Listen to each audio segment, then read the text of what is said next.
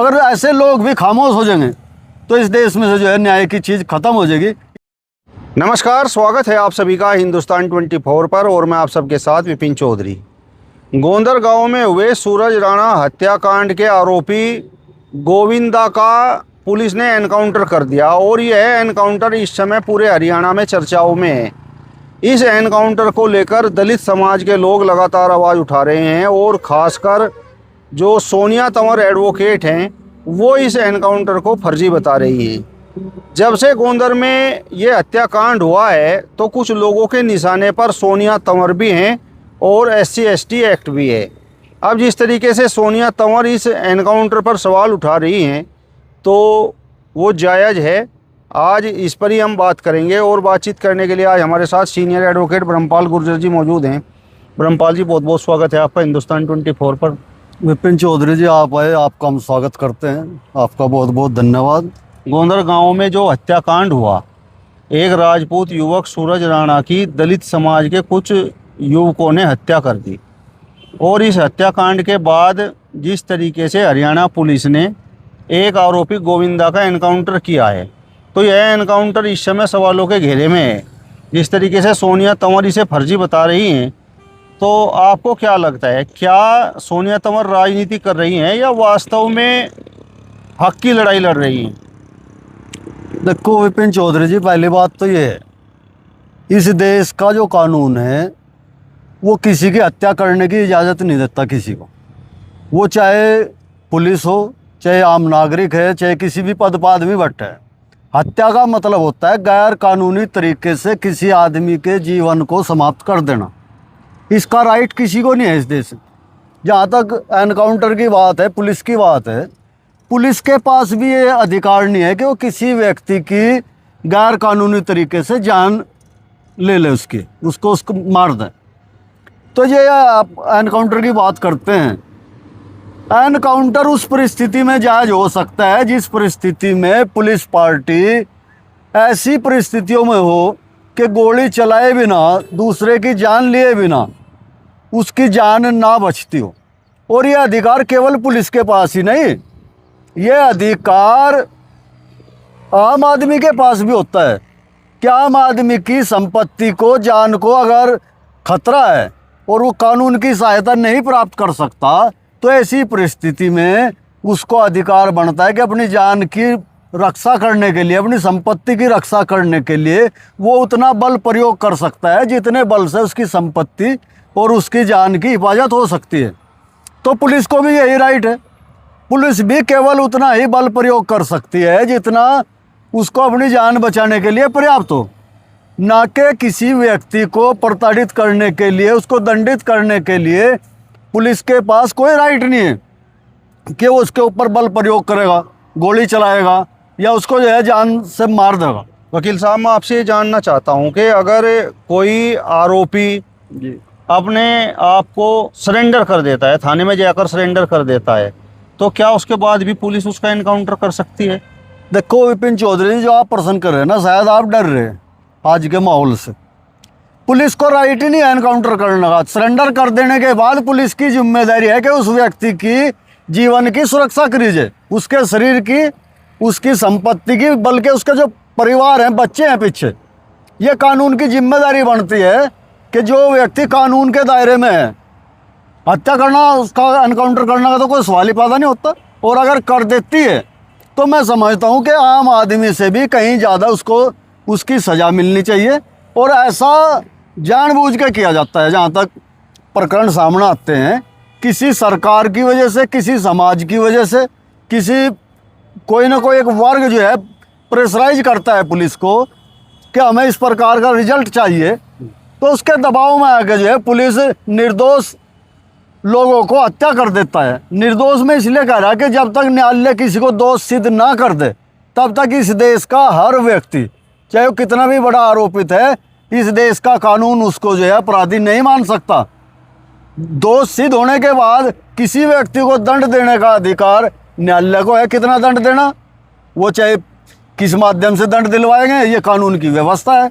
तो मैं ये मानता हूँ कि पुलिस के द्वारा ये समझते हुए कि मैटर दूसरी तरफ SC समाज का है, ऐसे समाज को कमज़ोर समझते हुए उसको प्रेशर में लेने के लिए, डराने के लिए जो है अपने पुलिस थाने के अंदर सरेंडर होने के बाद उस आदमी की जो है हत्या हो जाती है। मैं तो इसे एनकाउंटर नहीं कहूँगा, क्योंकि एनकाउंटर के लिए मुठभेड़ का होना जरूरी है, पर्याप्त साक्ष्य होने जरूरी है। हमारा चलान कट जाता है गाड़ी की स्पीड पे कैमरे से, तो जहाँ आपकी मुठभेड़ हो रही, क्या आप वहाँ उसकी तस्वीरें दिखा सकते हैं कि किस प्रकार की मुठभेड़ हुई? तस्वीरें हैं आपके पास? मैं नहीं मान सकता इस बात ने कि उसको जो है आप एनकाउंटर को जो है सही साबित करते हैं। जिस तरीके से उस आरोपी के पैर में एनकाउंटर में गोली लग गई है जी। और सोनिया तंवर इस पर सवाल उठा रही हैं, अगर समर्पण के सोनिया तंवर के पास साक्ष्य हों जी, तो क्या पुलिस को कोर्ट में, मैं ये कहूँगा कि उसका ट्रायल किया जा सकता है। उसके पास साक्ष्य हैं, उन साक्ष्यों को जो है न्यायालय में प्रस्तुत किया जाए। पुलिस जो है अगर उस दोषी पाई जाती है तो न्यायालय उसके खिलाफ कार्रवाई करेगा, उसको दंड देगा। और सोनिया तंवर के पास अगर कोई साक्ष्य नहीं है या उसके समाज के पास ऐसे कोई साक्ष्य नहीं है तो पुलिस भी उनके ऊपर जो है एक्शन ले सकती है, क्योंकि किसी के ऊपर जो है झूठा आरोप लगाना भी, खास तौर पे जो है सरकारी काम करने वाले लोगों के ऊपर, चाहे पुलिस है कोई भी अधिकारी है, अगर आप निराधार आरोप लगाते हैं तो भी आप दंड के भागी हो सकते हैं। जिस तरीके से आपने कहा कि भाई पुलिस प्रेशर में हो सकती है और इस प्रेशर में उस आरोपी का, गोविंदा का, जो दलित समाज से था उसका एनकाउंटर कर दिया गया, तो ये प्रेशर क्या हो सकता है? देखो, प्रेशर ये होता है अगर समाज उद्वेलित होता है, आंदोलन करता है। आंदोलन की स्थिति तब आती है जब एक पक्ष का उत्पीड़न किया जाता है, मजबूर हो गए, कानून जब उसकी सहायता नहीं करता तो उसने सड़कों पर आना पड़ता है, समाज को यह जागृत करना पड़ता है। ये आंदोलन कहीं बहुत बड़ा ना हो जाए, ये पूरे देश में ये आंदोलन खड़ा ना हो जाए, इसलिए उस आंदोलन को दबाने के लिए सरकार प्रेस करती है लोगों को, पुलिस को, कि भाई किसी भी तरीके से जो है इस मामले को जो आप निपटाओ, उसको शांत करो। इसी तरीके का उसमें जो है प्रेशर हो सकता है। गोंदर गांव में जो हत्याकांड हुआ है वो तो आपके भी संज्ञान में जरूर जी, होगा, जी। आपकी भी उस पर जरूर नजर रही होगी। जी जी।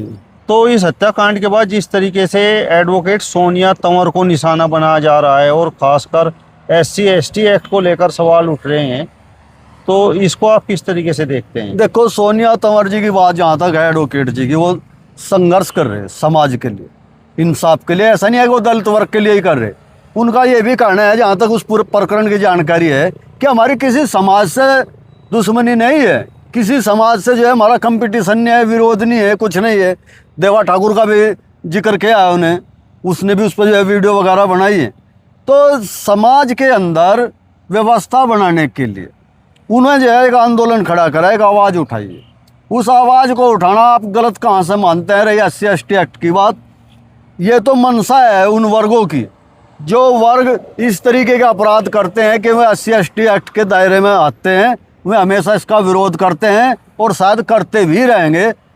आपके ऊपर निर्भर करता है कि जो लोग इसके संरक्षण में हैं, कि इस एक्ट को बचाने के लिए उन्हें जो है और ज़्यादा संघर्ष करने का समय आज है। मैं ऐसा महसूस करता हूँ।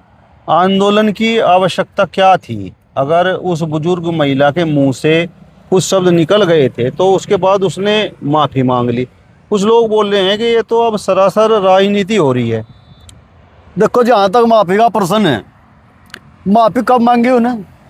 जिस समय आंदोलन शुरू हो गया, जिस समय वो चीज़ जो है समाज में अपना काम कर चुकी थी।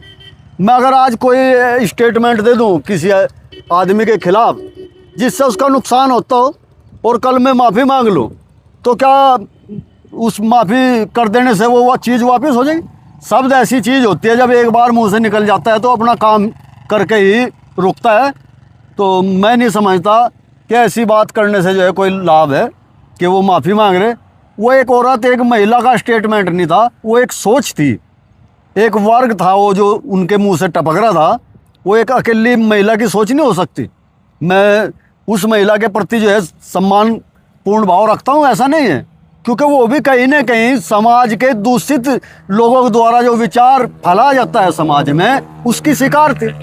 उसने भी उस चीज़ को कहीं से कहीं अपने दिमाग में जो एक्सेप्ट किया, इसलिए उसके मुंह से में शब्द जो है उच्चारित हुए। तो मैं नहीं समझता, अब उच्चारित होएंगे तो उन्हें अपना काम कर दिया। आज आप भी उस पर जो है प्रश्न पूछ रहे हैं, मैं भी उस पर जवाब दे रहा हूँ। देश के लाखों लोग जो है उस बात से उद्वेलित हैं। एक समाज के प्रति आप महिलाओं के सम्मान के प्रति इस तरीके की भाषा का इस्तेमाल करोगे तो माफी का क्या मतलब है सर?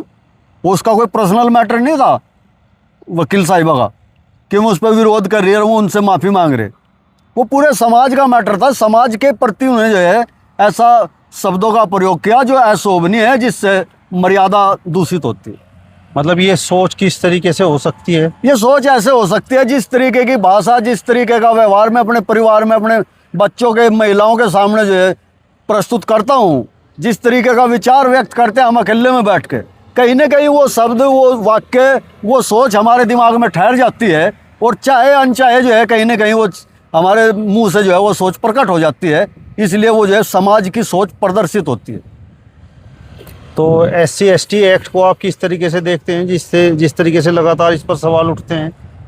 देखो, बाबा साहब भीमराव अंबेडकर के द्वारा एक बात कही गई थी कि भारत का संविधान एक बहुत अच्छा संविधान है, लेकिन यह संविधान अच्छा तभी साबित होगा जब इसको लागू करने वाला, इसका इम्प्लीमेंटेशन करने वाले लोगों की सोच सही होगी। इस देश का कोई भी कानून जो है वो सदन में बनाया जाता है और सदन में वे लोग उस कानून को बनाते हैं जिनकी जहनियत, जिनकी सोच हम ये मानते हैं कि अच्छी है, हमारा प्रतिनिधित्व करते हैं। उस कानून को, चाहे SC/ST एक्ट है चाहे कोई दूसरा कानून है, अगर लागू करने वाले गड़बड़ करते हैं तो उसका दुष्प्रभाव हो सकता है। नहीं तो मैं मानता हूं कि SC/ST एक्ट की आवश्यकता है और आज और ज़्यादा उस चीज़ की हमें आवश्यकता महसूस होती है कि एक समाज की महिलाओं के प्रति जो है एक महिला के मुंह से जो है इस तरीके की भाषा का प्रयोग किया जाता है। अब आप देख रहे होंगे कि SC/ST एक्ट को लेकर लगातार विरोध कर रहे हैं कुछ लोग जी।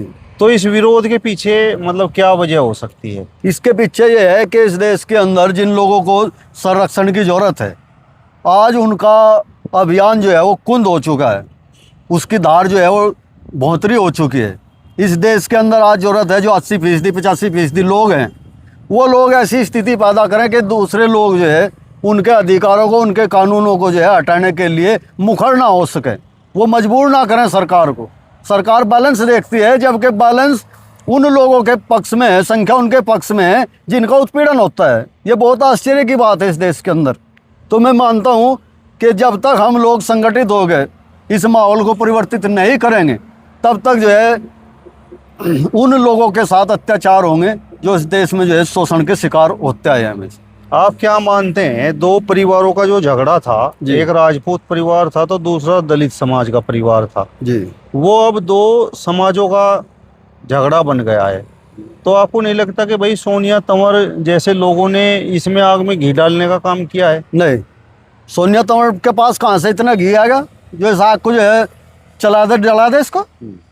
क्या घी है उनके पास, क्या मसाला है, क्या पावर है, किस पोस्ट पे है सोनिया?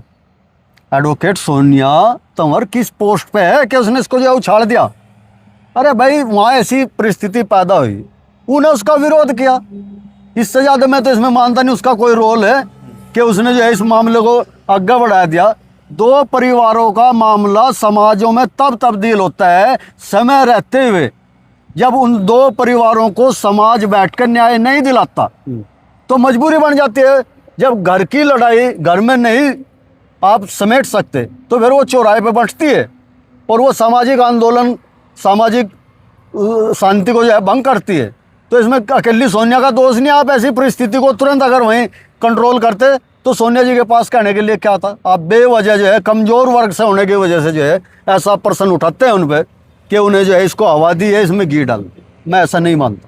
एक वकील होने के नाते क्या आप सोनिया तंवर से सहमत हैं, उनका समर्थन करते हैं? हाँ, मैं पूर्ण रूप से जो है उनके काम से जो है सहमत हूँ, उनका समर्थन करता हूँ। न्याय दिलाने के लिए एक अधिवक्ता को हमेशा तत्पर रहना चाहिए, चाहे वो न्यायालय है चाहे वो न्यायालय के बाहर है।